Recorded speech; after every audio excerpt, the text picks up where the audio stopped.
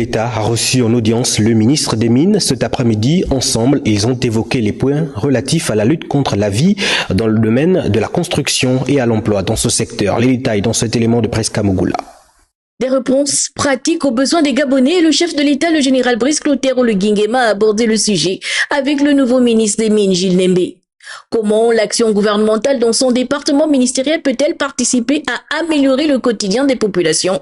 Cette interrogation met en lumière les compétences du ministère des Mines dans le domaine de la construction où les Gabonais rencontrent d'énormes difficultés au regard de la cherté de la matière première.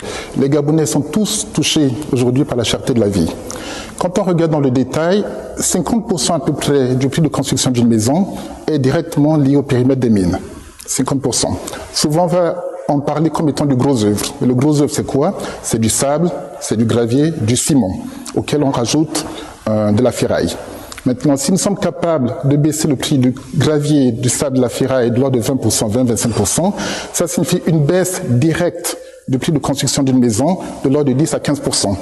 Au cours de cette audience, les deux personnalités ont également évoqué les points relatifs à la souveraineté dans le secteur des mines et à la responsabilité sociétale des entreprises. Les mines sont un facteur de développement au niveau de nos territoires, de désenclavement également, d'emploi. Donc comment est-ce qu'on peut utiliser ce potentiel de la meilleure manière possible?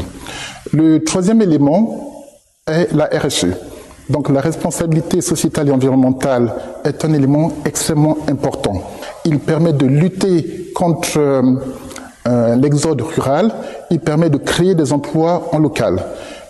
Aujourd'hui, l'État met beaucoup d'argent dans la RSE, mais nous n'avons pas nécessairement totale visibilité sur ces fonds.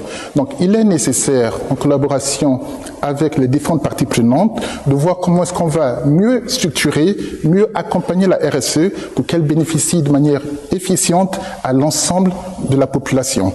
Facteurs de développement sur le territoire national, les mines sont un levier d'emploi direct et indirect pour la jeunesse gabonaise. L'école de mines et de métallurgie du Mwanda assure la formation dans ce secteur en tant que première école spécialisée dans la sous-région Afrique centrale. Le président de la République a donc donné des orientations pour plus de pragmatisme au quotidien.